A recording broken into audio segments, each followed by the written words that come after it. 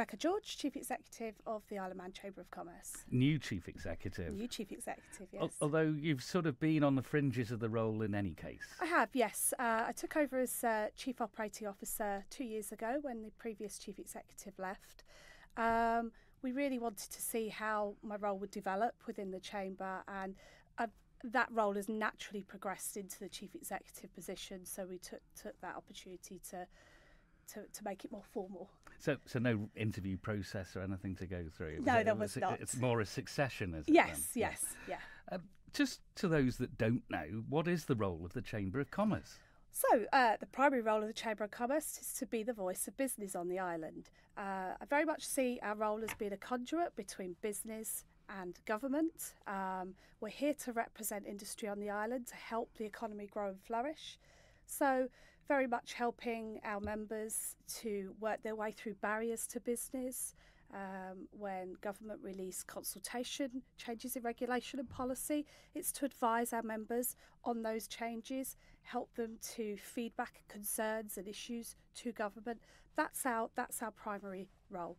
And when you say business, is that a wide-ranging tag? Yeah, rather absolutely. Than just the finance sector? Yeah, no, absolutely. We have just over 300 members, and they represent a very broad representation of sectors across the island. Yes, finance is one of our larger representatives, but we also have construction, engineering, retail, hospitality, transport, ICT, e-business, digital.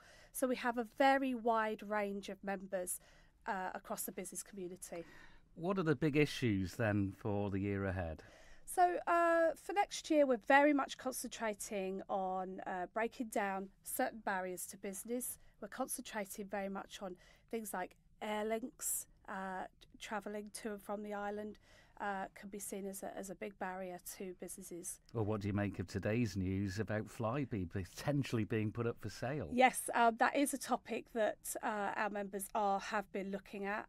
We have an air links group that's specifically looking at this issue, working with government in how we can try and overcome these issues.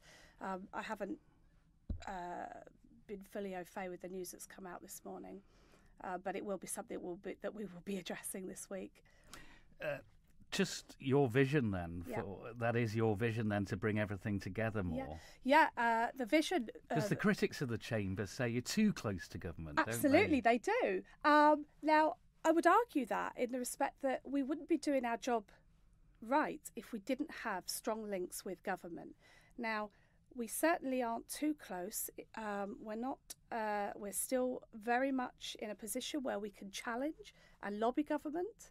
But I believe over the last 2 years, I have seen a much stronger voice coming from Chamber to government. We're now seeing a reverse where government are happy to come and approach Chamber members before they consult on anything. You know, they're seeing the strength in Chamber's voice and seeing that actually it's of benefit to come to us first to gain the views of the members before they consult on anything. Of course, the next year potentially could be very turbulent, couldn't it? There's one word. Brexit. Yes, possibly. I do have a lot of my members asking about Brexit. We are staying very closely linked with the Chief Minister of the Cabinet Office on developments with Brexit. We are hosting a very big Brexit event in January with the Chief Minister and the Cabinet Office, where we hope that we can have some clarity and some answers. That's what's needed, isn't it? Because absolutely. Business hates uncertainty. Yeah, absolutely. And unfortunately, with the uncertainty in the UK, the Isle of Man is obviously working very closely with the UK. We're just having to watch and see what happens, absolutely. aren't we? So, we're powerless in many ways. So I felt that actually hosting an event in January 2019, New Year, March 29th will not be far away.